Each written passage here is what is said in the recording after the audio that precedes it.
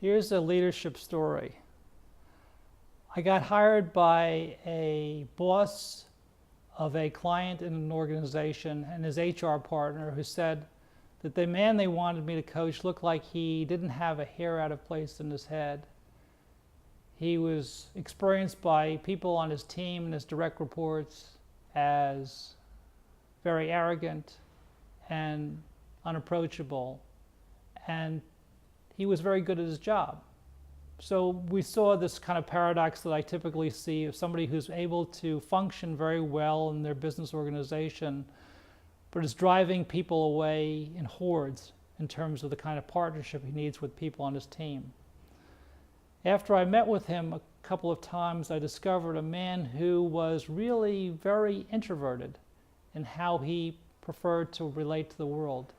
He rejected the idea that he was arrogant and much more preferred the label that I came up with after doing some assessment testing with him, which is that he was really unapproachable.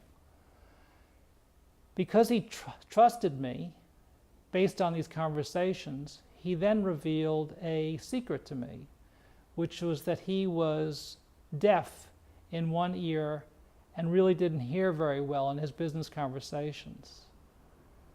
So the dilemma was, what was he going to do about his ambition? Was his ambition strong enough for him to reveal that in fact he did have a hair out of place in his head, and that hair out of place in his head was his hearing loss?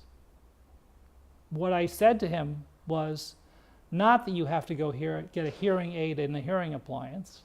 What I said to him was, you need to decide which is stronger, your ambition or your need to keep things covered up. He came to the conclusion that his ambition was stronger, and so he decided to get out of the closet. And I urged him to tell people about his hearing loss.